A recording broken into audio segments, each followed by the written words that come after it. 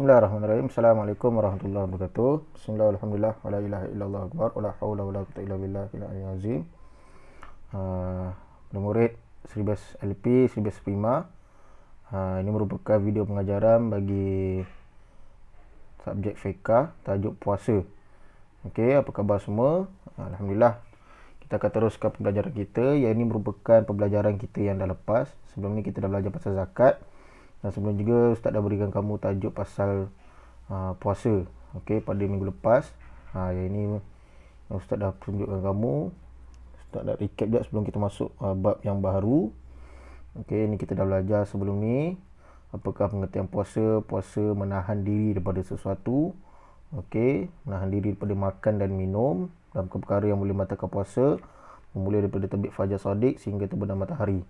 Okey, hukumnya wajib. Okey, fardu ain dia merupakan dalam rukun Islam. Okey, ini dalil dia. Kamu dah pernah tengok ni dulu juga. Okey, ini 6 syarat wajib puasa. Ada 6, ada Islam, berakal balik, mampu puasa, bermukim, suci daripada haid dan nifas. Ini Ustaz tak nak pergi lama sangat sebab kamu dah belajar sebelum ni. Ini 4 syarat sah puasa. Ini 2 rukun puasa. Yang pertama niat, mesti pada malam Ramadan, dan menahan diri. Okey. Ni niat dia, nawaitu sama ghadin an adai fardhi syahri ramadhana hadis sanatinillahi ta'ala. Okey, ni kita dah belajar. Yang ni doa yang terakhir. Okey, so pada hari ini kita akan sambung pada bahagian yang kedua, bab puasa. Okey, saya harapkan ada nota apa kamu boleh salin untuk kamu dengar sama-sama, catat apa yang penting. Okey, sudah bersedia? Baik. Hari ini kita akan belajar 4 perkara. Okey, puasa kita sambung, iaitu jenis puasa. Kita akan tengok juga apakah amalan ketika berpuasa, tanggungjawab tidak berpuasa dan hikmah puasa. Bagi jenis puasa, okey, kita akan tengok ada 4 jenis nanti. Ada puasa wajib, ada puasa sunat, ada puasa makruh, ada juga puasa haram, puasa yang tak boleh dilakukan. Okey, amalan ketika berpuasa ada 3 jenis, iaitu perkara sunat ketika berpuasa, perkara makruh dan juga perkara yang boleh membatalkan puasa. Okey, kita nak belajar. Lagi pun Ramadan nak dekat dah ni. So kita tengok sikit, ulang kaji tajuk yang penting ni. Yang ini tanggungjawab tidak puasa. Okey, apa yang kamu kena buat kalau kamu tidak puasa? Okey, ada yang kena qada, fidyah, ada kafarah. Apa benda semua ni? Nanti kita akan tengok. Dan yang terakhir kita tengok apakah kelebihan, manfaat jika seseorang itu berpuasa. Okey, sudah bersedia? Okey, pertama, terdapat 4 jenis puasa dalam Islam. Okey, ada puasa wajib, puasa sunat, makruh dan juga haram. Okey, bagi puasa wajib, kalau kita tengok kat sini, yang ni disediakan oleh Ustaz Muhadi Haji Jol. Ustaz ambil daripada bahan yang telah disediakan oleh Ustaz Muhadi. Alhamdulillah Ustaz Muhadi telah sediakan ni dengan mudah, lebih cantik. So Ustaz tolong huraikan apa yang Ustaz Muhadi dah ajarkan kepada kita. Yang puasa wajib ni yang pertama puasa Ramadan. Okey, kamu insya-Allah Jumaat ni kita akan mula berpuasa, so itu puasa Ramadan, iaitu puasa wajib. Setiap orang Islam wajib. Dan juga telah cukup syaratnya. Yang kedua puasa qada. Puasa qada ni maksudnya apa? Puasa yang kamu ganti. Contoh kamu tinggal puasa Ramadan satu hari tu tiba kamu tertinggal puasa. So kamu kena buat puasa qada. Qada ni dilakukan selepas bulan Ramadan. Okey, kamu kena ganti balik. Yang ketiga puasa nazar. Puasa nazar ni kalau contoh kamu berniat untuk melakukan satu, kalau kamu dapat benda tu, kamu berjaya, kamu nak berpuasa. Contohnya, jikalau saya berjaya dalam UPSR tahun depan, saya nak berpuasa 1 hari. Kamu dah nazar tu, tiba-tiba kamu UPSR kamu pun berjaya dengan cemerlang, kamu wajib puasa sebab kamu dah mendiat tahun sebelum tu. Yang keempat ada puasa kafarah. Okey, ada zihar, membunuh atau berjimat di bulan Ramadan. Yang ni puasa ganti, puasa menebus kesalahan. Okey, ini puasa sebab niat kamu dapat kejayaan. Nombor 4 ni puasa sebab kamu ingin menebus kesalahan besar yang kamu lakukan.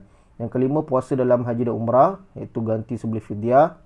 Yang keenam puasa istisqa. Ini jika diarah untuk istisqa ni apa? Istisqa ni kalau nak mohon hujan. Okey. So ni ada 6 jenis puasa wajib. Yang kedua puasa sunat. Puasa sunat ni ada yang berlaku sepanjang tahun, ada berlaku setiap bulan, ada berlaku setiap minggu.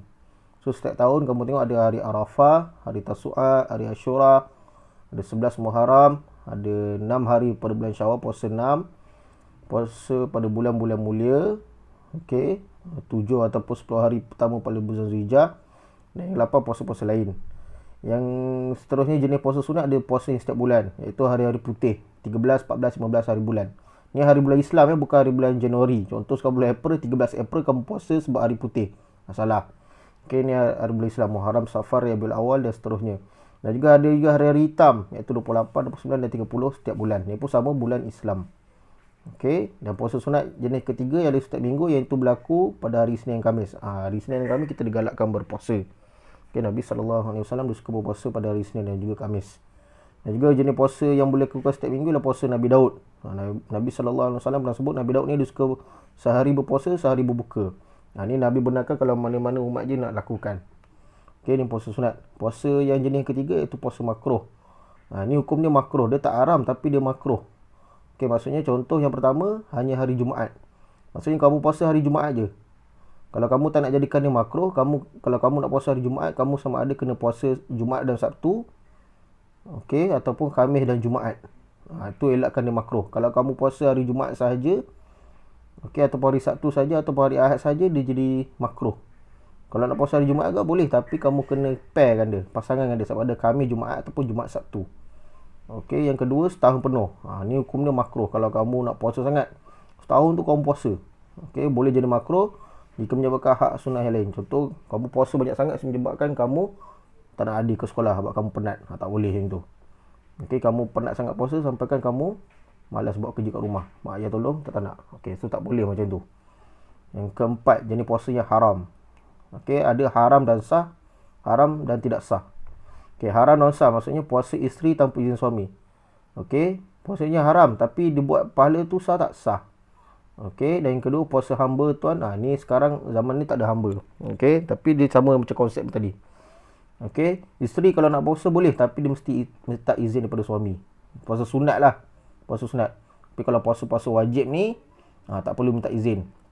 Puasa sunat yang ni kalau isteri tu dia nak berpuasa, dia kena minta izin daripada suami dia dahulu. Okey, kalau tak minta izin, puasanya haram. Okey, ni juga puasanya haram dan tidak sah. Contoh haram dia, kamu hari raya pertama hari Aidilfitri. Hari pertama 1 Syawal kamu puasa. Haram hukum dia. Yang kedua hari raya Aidiladha. 2 hari raya ni haram kamu puasa. Yang ketiga hari-hari tasyrik 11, 12, 13 Zulhijjah. Ni hari yang 10, 11, 12, 13 Zulhijjah ni kalau kamu ingat ni merupakan hari di mana disunatkan kita melakukan ibadah korban. Okey. Yang keempat separuh kedua bulan Syakban dari 16 hari bulan hingga hari akhir bulan. Okey, ni makruh ataupun haram. Okey, tapi ada orang tertentu saja boleh puasa selepas bulan Syakban, iaitu orang-orang yang dah biasa puasa sebelum tu. Ataupun puasa ganti, puasa qada ni boleh lakukan selepas bulan Syakban. Okey, itu antara orang yang boleh melakukan puasa selepas bulan separuh bulan Syakban. Okey, so terdapat 4 jenis puasa. Puasa wajib, sunat, makruh dan juga haram. Yang paling penting kamu ingat wajib dan juga sunat ni. Okey, sebab ini yang kita boleh buat. Yang makruh ni pun kamu belajar. Okey. Baik, seterusnya. Tadi kita dah belajar, saya tunjukkan kita dah belajar jenis-jenis puasa, puasa wajib, puasa sunat, makruh dan haram. Okey, ni sudah selesai. So sekarang kita dah puasa, so kita nak tengok apakah amalan yang sunat dilakukan, apakah yang makruh dilakukan dan apakah perkara yang boleh membatalkan puasa. Okey. Okey, perkara sunat ketika berpuasa. Yang pertama segera berbuka puasa. Segera berbuka puasa maksudnya lepas azan kamu sunatkan dia makan kurma dulu. Okey, sunat berbuka puasa awal-awal, jangan lewat-lewatkan puasa. Yang kedua sahur. Sahur ni perkara sunat. Sunat berpuasa, sunat ketika bulan puasa ni kamu bersahur. Kamu bangun awal sebelum subuh. Okey, kamu bantu mak ayah kamu dan kamu sahur. Yang ketiga sunat lepas tu juga mengakhirkan sahur. Ini pahala lain lah ni sahur satu. Yang ketiga mengakhirkan sahur. Maksudnya ada orang dia sahur awal sangat. Contoh azan subuh pukul 6 pagi. 3 pagi dia dah sahur. Sunat dia kamu lewatkan. Kalau pukul 6 subuh, pukul 5 tu kamu sahur. Kan cantik tu. Pukul 4, yang keempat mandi junub sebelum fajar, iaitu mandi hadas besar. Yang kelima meninggalkan perkataan yang keji. Maksudnya mulut kamu ni kamu tinggalkan perkataan-perkataan yang tak elok, mencarut, mengejek, okey, mengumpat, semuanya. Dia tidak membatalkan puasa tapi dia mengurangkan pahala puasa. Sebab tu kamu disunatkan untuk meninggalkan perkataan keji, dapat pahala lebih. Yang keenam, memberi makan orang yang berpuasa. Maksudnya yang keenam ni jangan salah faham, orang tu tengah puasa kamu bagi makan. Bukan, itu membatalkan puasa dia. Yang ni 6 ni merujuk maksud dia apa? Maksud dia ketika nak berpuasa tu kamu belanja dia makan, belanja dia air supaya dia boleh makan dengan tu. Kelebihan dia kalau kamu belanja macam tu, kamu akan dapat pahala penuh, orang yang berpuasa penuh. Okey, ni nombor 6 ni sangat mudah kita lakukan. 7, tidak mencaci, berbohong, ghibah. Namimah, sombong, menipu, menyindir, ingin tahu urusan lain, sibuk sangat urusan lain, cakap-cakap banyak sangat, fudul, buruk sangka, bangga diri dan lain-lain. So ni sifat-sifat penyakit hati. Kamu kena elakkan semasa bulan puasa, elakkan perasaan-perasaan yang berada dalam hati kamu. Kalau kamu ada perasaan sombong semua, kamu suka buruk sangka, kamu akan suka mengumpat orang lain, bercakap pasal orang lain. So elakkan ketika berpuasa. Nombor 8, ketika bulan puasa juga kamu disunatkan untuk memperbanyakkan solat tarawih dan witir. 8 rakaat ke sehingga 20 rakaat ke apa. Okey, buat asalkan buat, jangan tak buat langsung. Sebab solat tarawih ni hanya special dilakukan ketika bulan Ramadan. Tak ada di luar bulan ni. Dan juga witir. 1 rakaat pun boleh ataupun 3 rakaat ikut kemampuan kamu. Yang ke-9, memperbanyakkan ibadah. Banyakkan ibadah, berzikir, baca Quran. Okey, macam-macam, menolong ibu bapa itu ibadah. Menolong ayah. Okey. Yang ke-10, banyakkan bersedekah. Sunat ketika puasa ni banyakkan bersedekah. Okey, 11, tidak memakan wangi-wangian yang menyegarkan tubuh. Okey, wangi-wangian jangan kuat sangat, hidung sakit ni. Yang ke-12, tidak berbekam. Berbekam ni apa? Mengeluarkan. Sebab apa dia tidak disunatkan, tidak digalakkan ketika berpuasa? Sebab apa? Sebab berbekam ni akan mengeluarkan darah daripada badan kamu. Bila kamu keluarkan berdarah daripada badan kamu, kamu akan rasa lemah. So disunatkan tidak berbekam ketika berbulan puasa. Yang ke-13, kawal hawa nafsu. Nafsu tidur terutamanya, elakkan. Okey, gelak-gelak banyak sangat, nanti pun kamu penat. 14, membanyakkan baca Al-Quran, doa istighfar, selawat dan zikir. Yang ke-15, berdoa ketika berbuka. Bukan ketika makan tu berdoa, kan. Dekat waktu berbuka tu, kamu ambil masa sekejap, 15 minit ke 20 minit, kamu duduk diam-diam. Okey, kamu baca doa. Time tu afdal. Okey, mustajab waktu untuk berdoa. Dan yang ke-16, beriktikaf. Beriktikaf maksudnya apa? Iktikaf ni kamu duduk dekat masjid. Berniat iktikaf, beribadah dalam masjid. Kamu duduk dan diam dalam masjid. Okey, terutamanya 10 hari malam terakhir bulan Ramadan, Nabi SAW suka beriktikaf di masjid. Okey. Okey, so kita dah belajar lebih kurang 16 perkara sunat ketika berpuasa. So sunat dah, sekarang kita tengok perkara yang makruh. Makruh ni tidak membatalkan puasa kamu, tapi kamu tidak digalakkan untuk buat. Yang pertama, mengunyah sesuatu. Okey, mengunyah kosong. Okey, boleh menyebabkan bahaya ni. Mengunyah sesuatu ni bahaya. Okey, contoh kamu kunyah kain. Kain tu tak ada perisai apa, tapi kamu kunyah. Okey, ada risiko kat situ, bahaya. Yang kedua, merasa makanan tanpa hajat dan keperluan. Dia makruh. Merasa makanan ni maksudnya hujung lidah. Hujung lidah. Kamu tak telan banyak, kamu rasa hujung lidah. Okey, boleh membatalkan kalau kamu tak terkawal. So, elakkan sangat. Nombor 3, berbekam. Ni Ustaz dah sebut tadi. Elakkan berbekam dan juga membekam orang lain. Nombor 4, membuang air yang pertama yang masuk dalam mulut ketika berpuasa. Okey, membuang air pertama masuk dalam mulut tu. Okey, so elakkan. Yang kelima, menyelam walaupun ketika mandi wajib. Elakkan banyak berenang-renang, menyelam ketika berpuasa. Yang keenam, bersiwak selepas zuhur. Ini ikut keperluan. Kalau lepas zuhur tu kamu ada nak jumpa orang, kamu boleh bersihkan mulut kamu. Okey, tapi kalau kamu sekadar duduk rumah ke apa, mulut kamu pun tak adalah berbau sangat, tidak mengapa, tak perlu. Yang ketujuh, banyak makan, banyak bercakap, banyak tidur. Banyak makan ni maksudnya apa? Banyak makan bukan ketika berpuasa. Okey, banyak makan ni maksudnya selepas berpuasa. Nanti contoh pukul 7 tu kamu buka puasa, kamu makan banyak sangat. Okey, makruh tu. Sebab apa? Nanti nak solat tarawih kamu berat. Okey, dan yang ke-8, menikmati keselesaan yang mubah. Maksudnya keselesaan tu dibenarkan, tapi kamu terlalu enjoy sangat. Contoh, lama sangat tengok TV. Okey, lama sangat main game. Benda ni makruh. Dia tidak membatalkan puasa, tapi dia makruh. Okey, tidak digalakkan sangat. Sebab apa? Sebab kita digalakkan untuk memperbanyakkan ibadah. Okey, ni dah sunat dah, makruh dah. Sekarang kita tengok perkara yang membatalkan puasa. Okey, membatalkan puasa ada dua. Satu yang kena tengok ni, al-muhbitat dan al-muftirat. Okey, muhbitat ni apa? Membatalkan pahala puasa. Puasanya sah. Okey, tidak perlu qada, tapi dia berdosa. Okey, yang kedua pula, perkara yang membatalkan puasa. Ini contohnya dah sebut ghibah, mengumpat, namimah, mengadu domba, bohong. Tidak perkara yang halal dengan nafsu syahwat. Contohnya kamu buka Instagram, kamu buka TikTok. Okey, semua benda tu boleh jadi mengurangkan pahala puasa kamu.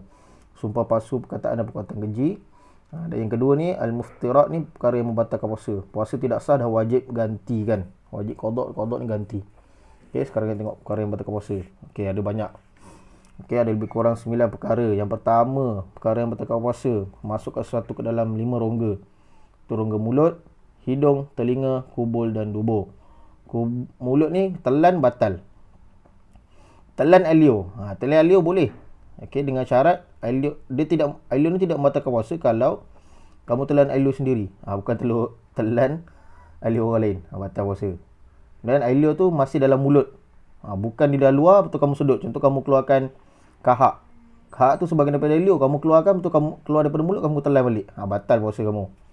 Okey, kalau kahak tu masih dalam mulut, kamu tak keluarkan tapi kamu telan. Itu tak batal. Dan alio juga tidak bercampur. Contoh singgam. Kamu makan singgam, kamu kunyah. Ustaz, saya tak batal apa Ustaz, saya tak makan singgam. Ya, memang kamu tak makan singgam, tapi sebab alio kamu telah bercampur dengan perisa singgam. So, dia boleh jadi batal. So, telan alio ni pengen pastikan alio sendiri, dia masih dalam mulut, dia tidak bercampur, baru tak batal. Yang hidung. Okey, ni had dia, terasa pada jari kelingking, telinga, had jari kelingking. Dan seterusnya. So, jangan masuk ke satu ke dalam 5 rongga ini. So, wuduk. Okey, kalau wuduk waktu kotor kamu batal tak? Tak batal. Sebab kita tak telan pun. Yang kita buang baik air tu kan. Yang kedua, muntah dengan sengaja. Kamu ambil jari kamu jolok-jolok dekat mulut kamu. Kamu muntah dengan sengaja. Okey, batal puasa. Yang ketiga, berjimat walaupun tidak keluar mani. Maksudnya kamu bersama-sama suami isteri. Okey, boleh membatalkan puasa. Yang keempat, keluar air mani walaupun bukan jimat. Okey. Yang kelima, haid, nifas, wiladah, hilang akal dan murtad. Hilang akal ni apa? Hilang akal ni ada 3 jenis. Satu, gila, pengsan dan tidur. Kalau kamu gila walaupun sekejap, batal puasa. Pengsan sepanjang hari, batal puasa. Tidur tak batal. Cuma dia mengurangkan pahala puasa. So, tapi sebab tu makruh hukumnya tidur sepanjang hari. Dia tak ada batal puasa tapi dia makruh. Sebab nanti orang ingat kamu ni pengsan ke apa sebenarnya. Okey. So, kat sini ada 9 perkara yang boleh membatalkan puasa. So, kamu kena pastikan elak benda ni.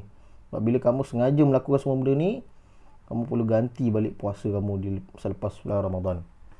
Okey, so kita dah tengok yang ni, kita dah belajar jenis puasa. Puasa wajib, puasa sunat, puasa makruh, puasa haram. Dan kita dah tengok perkara sunat ketika berpuasa, perkara makruh, perkara yang membatalkan. So, kali ni kita nak tengok apakah tanggungjawab jika tidak berpuasa. Maksudnya, puasa kamu terbatal.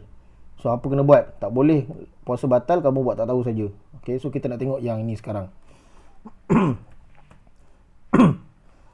Okay, jenis hukuman bagi orang yang tidak puasa. Okay, hukuman bagi orang yang tidak puasa ni ada 3 jenis. Qada, fidyah, kafarah. Qada, fidyah, kafarah. So, yang pertama, qada. Qada ni apa? Mengganti semula puasa selepas bulan Ramadan mengikut bilangan hari yang tinggalkan. Ni hukuman dia apa? Kepada siapa dikenakan nanti kita tengok. So, qada ni apa? Qada ni ganti balik. Puasa penuh balik lah. Contoh ada 2 hari kamu tinggal bulan Ramadan. So, kamu kena ganti balik. 10 hari tinggal. 10 hari ganti balik. Okay, faham? Okay, yang kedua, fidyah. Fidyah ni apa? Fidyah ni denda dalam bentuk bayaran berdasarkan kadar harga makanan asasi. Kalau kat Malaysia ni beras lah, mengikut bilangan hari yang ditinggalkan. Okay, kamu dibayar denda. Contoh ada 1 hari kamu tinggal, kamu kena bayar dalam bentuk bayaran. Tapi siapakah yang kena? Bukan kamu suka-suka hati kamu nak bayar. Ustaz, saya tak nak ganti, Ustaz, saya nak bayar fidyah. Tak boleh. Kena tengok. So, fidyah ni apa? Fidyah ni denda dalam bentuk bayaran. Qada apa? Untuk ganti boleh puasa. Dan yang ketiga, kafarah. Kafarah ni ada 3 peringkat dia. Okey, kalau kamu tak puasa, kamu kena buat 3 benda ni. Yang pertama, membebaskan hamba. So, manakah hamba tidak ada zaman sekarang, dekat Malaysia ni pun ada, mungkin bukan kat Malaysia lah kot. Okey, kalau kamu tak mampu membebaskan hamba, kamu wajib berpuasa selama 60 hari berturut-turut. Tak boleh skip 1 hari. Kalau skip 1 hari, kamu kena mula balik. Okey. Nah, kalau tak mampu, kamu kena memberi makan kepada 60 orang fakir miskin. So, kafarah ni siapa yang dikenakan? Okey, mesti kamu tengok tak nak kafarah sebab kafarah yang paling berat. Memang pun. Siapa yang dikenakan kafarah?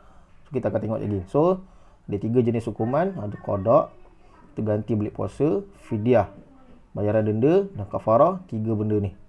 Okey. Okey, ini tanggungjawab 3 tidak berpuasa.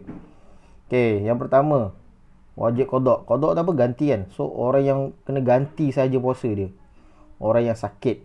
Sakit tu telah disahkan doktor. Okey, doktor sahkan, okey, kamu kena buka hari ni. So, lepas bulan Ramadan, dia kena ganti balik. Yang kedua, orang yang bermusafir. Orang musafir ni hukumnya harus untuk buka puasa. Dia dah perjalanan dia jauh sangat.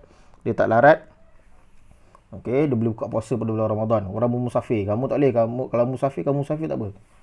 Okey, yang ketiga, perempuan yang keluar darah haid dan nifas. Yang keempat, orang yang pitam atau mabuk. Orang yang pitam atau mabuk pada bulan Ramadan, dia kena buka puasa, lepas tu dia kena ganti balik pada bulan Ramadan. Yang kelima, orang yang sangat lapar dan dahaga. Dia tak larat sangat dah. Mungkin kerja dia berat sangat ke apa, dia tak larat sangat, dia buka puasa. So lepas bulan Ramadan dia kena qada. Qada dia apa? Ganti. Okey, yang kedua, orang yang wajib bayar fidyah. Ni kata tu fidyah tadi apa? Fidyah tu denda bayaran kan. Tu siapa yang dia tak puasa tapi dia kena bayar bayaran saja. Pertama, orang sakit yang tiada harapan sembuh. Ni orang ni setiap tahun sepanjang masa dia memang sakit. So untuk ini orang Islam membenarkan dia hanya membayar fidyah, dia tak payah ganti. Sebab apa, kalau dia puasa pun dia tak larat. So Islam menggantikan dia untuk dia bayar fidyah saja. So contoh dalam bulan Ramadan 30 hari memang dia tak sembuh-sembuh. So dia bayar wajib 30 kali fidyah. Okey, bayaran dia boleh rujuk jabatan agama masing-masing. Nombor 2, orang yang tidak terdaya berpuasa. Contoh orang tua sangat. Okey, dah tak larat sangat, dia terbaring, orang yang lumpuh. Okey, kesian, dia tak larat sangat. So Islam wajibkan dia bayar fidyah. Dia ganti bayaran dalam bentuk bayaran puasa. Dan yang ketiga, orang yang meninggal dunia sebelum sempat ganti puasa Ramadan. Contoh ada mak ayah kita yang meninggal dunia.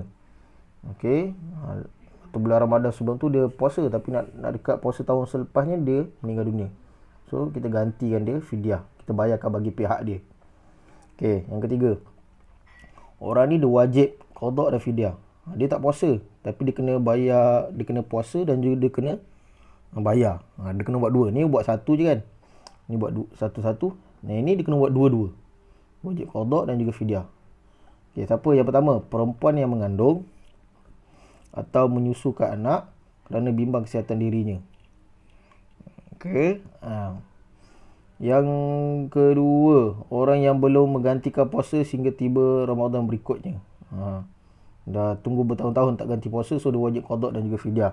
Dan yang terakhir, orang yang wajib qada, wajib ganti puasa dan juga kafarah. Iaitu satu sahaja yang paling berat. Kafarah tadi apa? Ingat? Kafarah tadi yang wajib 60 hari puasa berturut-turut. Itu lelaki yang melakukan persetubuhan pada siang hari pada bulan Ramadan. Tak boleh batal puasa dia, so dia kena bayar kafarah. So kafarah apa? Pertama, bebaskan hamba. Tak mampu kena puasa 60 hari berturut-turut. Tak mampu kena bayar makan 60 orang kepada fakir miskin. So ni tanggungjawab jika tidak berpuasa. So kalau ustaz tengok kes kamu ni, kes kamu mungkin banyak kat sini lah. Okay, kes kamu mungkin banyak kat sini. Maulid tahun 5, tahun 6, ni banyak kat sini. Tu wajib ganti. Kat sini orang yang sangat lapar dah apa, dan juga murid-murid yang dah tu kena bayar qada, kena ganti. Bukan bayar qada, ganti balik puasa kamu. Okey, hikmah berpuasa. Setelah kita tengok inilah hukuman balasan jika tidak puasa, kita tengok apa sebenarnya kelebihan puasa. Okey, orang berpuasa ni banyak kelebihan dia. Yang pertama, orang yang berpuasa ni dia mendapat keampunan bagi dosa dan kesalahan dia. Allah mengampunkan dosa-dosa orang yang berpuasa. Sebenarnya puasa ni dia special bagi Allah saja. Malaikat pun tak tahu berapakah pahala bagi orang yang berpuasa. Yang kedua, orang yang berpuasa ni mudah diperkenalkan doanya daripada Allah Subhanahu Wa Taala. Orang yang banyak berpuasa ni, berpuasa Ramadan elok, dia akan mudah diperkenalkan doa dia. Okey, mulut orang yang berpuasa ni wangi di sisi Allah Subhanahu Wa Taala. So doa dia makbul. Banyakkan doa. Okey. Seterusnya, okey, kelebihan berpuasa ni menimbulkan kegembiraan, iaitu ketika kamu berpuasa. Betul tak? Kamu puasa dan ketika kamu nak buka puasa, kamu gembira sebenarnya. Okey. Yang kedua juga memberikan kegembiraan apabila tiba hari raya. Orang yang layak gembira pada hari raya ialah orang yang berpuasa pada bulan Ramadan sebelumnya. Sebab itu kalau kamu tengok orang tu dia tak happy waktu raya, mesti dia tak puasa bulan Ramadan. Orang yang happy bulan raya, masa raya ni adalah orang yang berpuasa penuh pada bulan Ramadan, yang berpuasa bersungguh-sungguh pada bulan Ramadan. Yang ketiga, seterusnya menghindarkan diri pada penyakit tertentu. Ini kelebihan puasa dia sebut sains. Bila badan kita rehat, perut kita rehat daripada makan dan minum pagi sampai ke petang. Okey, kita menghindarkan diri kita daripada penyakit tertentu. Okey, bukan saja berat badan tu turun. Okey, jangan fikir saja, tapi lebih penting menyebabkan badan kamu dapat rehat dan juga badan kamu dapat bersihkan diri dia. Yang seterusnya, keenam ni melahirkan sifat prihatin dan kasihan kepada fakir miskin. Bila kamu berpuasa, kita akan mula rasa kesian. Kamu boleh fikir, oh lapar. Lapar ni siapa? Lapar ni kalau kamu tengok orang fakir miskin yang selalu rasa lapar.